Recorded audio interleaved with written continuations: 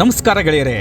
ಸಂಸಾರ ಅನ್ನುವ ಬಂಡಿ ಹತ್ತಿ ನೂರಾರು ಕಾಲ ಸುಖವಾಗಿ ಬಾಳಬೇಕಿದ್ದ ಗಾನವಿ ಮತ್ತು ಸೂರಜ್ ಎಂಬ ನವ ಜೋಡಿಗಳ ಬದುಕು ಹನಿಮೂನ್ ಪ್ರವಾಸದಲ್ಲಿಯೇ ಮಣ್ಣಲ್ಲಿ ಮಣ್ಣಾಗಿ ಹೋಗಿದೆ.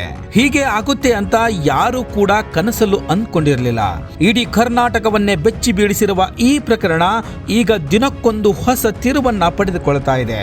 ಮದುವೆಯಾಗಿ ಕೇವಲ 2 ದಿನಕ್ಕೆ ಹೊಸ ಕನಸುಗಳನ್ನ ಹೊತ್ತು ಶ್ರೀಲಂಕಾಕ್ಕೆ ಹಾರಿದ್ದ ಈ ಜೋಡಿ ಆರಂಭದಲ್ಲಿ ಇದೊಂದು ಸಾಧಾರಣ ಸಾವು ಅಂತ ಅಂದ್ಕೊಂಡಿದ್ರು ಕೂಡ ಈಗ ಹೊರಬರುತ್ತಿರುವ ಒಂದೊಂದೇ ವಿಚಾರಗಳು ಅನುಮಾನದ ಹುತ್ತವನ್ನ ಬೆಳೆಸ್ತಾ ಇವೆ. ಗಾನವಿ ಮತ್ತು ಸೂರಜ್ ಸಾವಿನ ಹಿಂದೆ ಯಾವುದೋ ಒಂದು ನಿಗೂಢವಾದ ರಹಸ್ಯ ಅಡಗಿದೆ ಅನ್ನೋದು ಈಗ ಪೊಲೀಸರ ತನಿಖೆಯಿಂದ ಬಯಲಾಗಬೇಕಾಗಿದೆ. ಈ ಘಟನೆ ನಡೆದ ಮೇಲೆ 2 ಕುಟುಂಬಗಳ ನಡುವೆ ಈಗ ದೊಡ್ಡ ಯುದ್ಧವೇ ಶುರುವಾಗಿದೆ. ಗಾನವಿ ಕಡೆಯವರು ಸೂರಜ್ ಕುಟುಂಬದ ಮೇಲೆ ಗಂಭೀರವಾದ ಆರೋಪವನ್ನ ಮಾಡ್ತಾ ಇದ್ರೆ, ಅತ್ತ ಸೂರಜ್ ಮನೆಯವರು ಗಾನವಿಯ ಹಳೆಯ ಪ್ರೇಮದ ಕಥೆಯನ್ನ ಎಳೆದು ತರ್ತಾ ಇದ್ದಾರೆ. ಗೆಳೆಯರೇ, ಈ ಇಡೀ ಪ್ರಕರಣಕ್ಕೆ ಈಗ ಹೊಸ ಎಂಟ್ರಿ ಕೊಟ್ಟಿರೋದು ಹರ್ಷ ಅನ್ನುವ ವ್ಯಕ್ತಿ. ಸೂರಜ್ ಕುಟುಂಬದವರ ಪ್ರಕಾರ ಗಾನವಿಗೆ ಮದುವೆಗೆ ಮುಂಚೆಯೇ ಹರ್ಷ ಅನ್ನುವ ಹುಡುಗನ ಜೊತೆ ಗಾಢವಾದ ಪ್ರೀತಿ ಇತ್ತಂತೆ.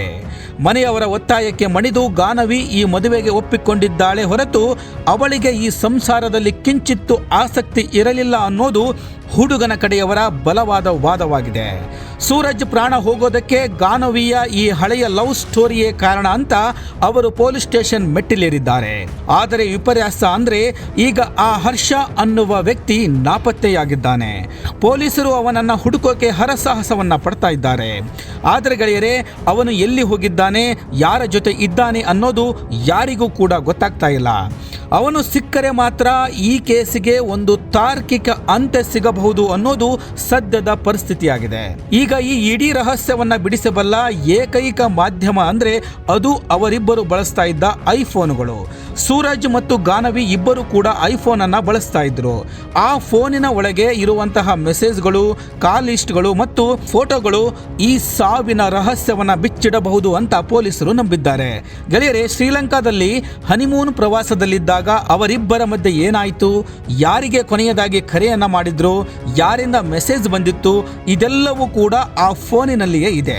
ಆದರೆ ಐಫೋನ್ ಸಂಸ್ಥೆಯ ಭದ್ರತಾ ನೀತಿಗಳು ತುಂಬಾ ಕಠಿಣವಾಗಿರುವುದರಿಂದ ಅದರ ಡೇಟಾಗಳನ್ನು ಹೊರತೆಗೆಯುವುದು ಪೊಲೀಸರಿಗೆ ದೊಡ್ಡ ತಲೆನೋವಾಗಿದೆ. ಐಫೋನ್ ಅನ್ನ ಅನ್ಲಾಕ್ ಮಾಡೋಕೆ ಐಫೋನ್ ಕಂಪನಿಗೆ ಪತ್ರ ಬರೆದು ಪೊಲೀಸರು ಕಾದು ಕುಳಿತಿದ್ದಾರೆ. ಗೆಳೆಯರೇ, ಬೇರೆ ಯಾವುದಾದರೂ ಸಾಧಾರಣ ಫೋನ್ ಆಗಿದ್ರೆ ಸುಲಭವಾಗಿ ಓಪನ್ ಮಾಡಬಹುದಾಗಿತ್ತು. ಆದರೆ ಈ ಐಫೋನಿನ ರಹಸ್ಯ ಮಾತ್ರ ಈಗ ಪೊಲೀಸರ ಮತ್ತು ಕುಟುಂಬದವರ ತಾಳ್ಮೆಯನ್ನ ಪರೀಕ್ಷೆ ಮಾಡ್ತಾ ಇದೆ. ಆ ಫೋನಿನ ಲೂಪ್ ಏನಾದರೂ ಸಿಕ್ಕರೆ ಹರ್ಷನ ಪಾತ್ರವೇನು ಅಥವಾ ಬೇರೆ ಯಾವುದಾದರೂ ಮೂರನೆಯ ವ್ಯಕ್ತಿಯ ಕೈವಾಡ ಈ ಕೇಸ್ನಲ್ಲಿ ಇದೆಯಾ ಅನ್ನೋದು ಗೊತ್ತಾಗುತ್ತೆ. ಗೆಳೆಯರೇ, ಈ ಒಂದೇ ಘಟನೆಗೆ ಸಂಬಂಧಪಟ್ಟಂತೆ ಈಗ 2 ಕಡೆ FIRಗಳು ದಾಖಲಾಗಿವೆ. ರಾಮಮೂರ್ತಿ ನಗರ ಪೊಲೀಸರು ಒಂದು ಕಡೆ ತನಿಖೆಯನ್ನ ಮಾಡ್ತಾ ಇದ್ರೆ, ವಿದ್ಯಾರಣ್ಯಪುರ ಪೊಲೀಸರು ಇನ್ನೊಂದು ಆಯಾಮದಲ್ಲಿ ಈ ಕೇಸನ್ನ ಬೆನ್ನಟ್ಟಿದ್ದಾರೆ. ಇದರ ಮಧ್ಯೆ ಕರ್ನಾಟಕ ಪೊಲೀಸರ ಒಂದು ತಂಡ ಈಗ ಶ್ರೀಲಂಕಾಕ್ಕೆ ಹಾರಲು ಸಿದ್ಧವಾಗಿದೆ. ಗಾನವಿ ಮತ್ತು ಸೂರಜ್ ಶ್ರೀಲಂಕಾದಲ್ಲಿ ಯಾವ ಹೋಟೆಲ್ನಲ್ಲಿ ತಂಗಿದ್ರು, ಅಲ್ಲಿನ CCTV ದೃಶ್ಯಾವಳಿಗಳನ್ನು ಕಲೆ ಹಾಕುವುದು ಇವರ ಉದ್ದೇಶವಾಗಿದೆ.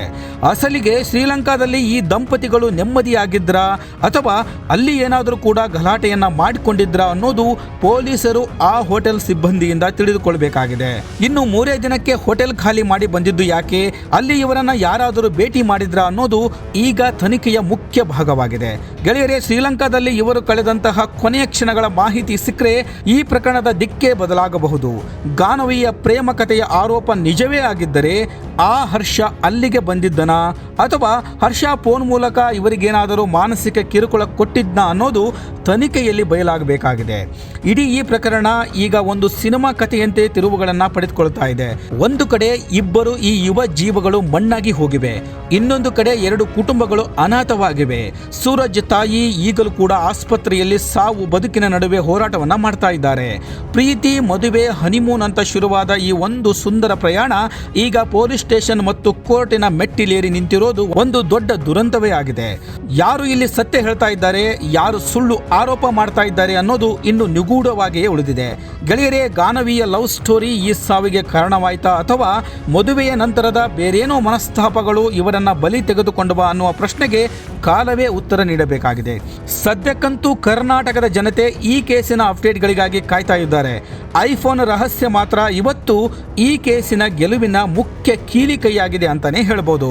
ಆ ಐಫೋನಿನ ಡೇಟಾ ಸಿಕ್ಕಿದ ತಕ್ಷಣ ಅಸಲಿ ಕಿಲಾಡಿ ಯಾರು, ಈ ಸಾವಿನ ಹಿಂದಿರುವ ಸೂತ್ರಧಾರಿ ಯಾರು ಅನ್ನೋದು ಈ ಜಗತ್ತಿಗೆ ಗೊತ್ತಾಗುತ್ತೆ. ಅಲ್ಲಿಯವರೆಗೆ ಈ ಹರ್ಷ ಮತ್ತು ಶ್ರೀಲಂಕಾದ ಲಿಂಕ್ ಮಾತ್ರ ಈ ಕೇಸಿನ ಹೈಲೈಟ್ ಆಗಿ ಉಳಿದಿದೆ.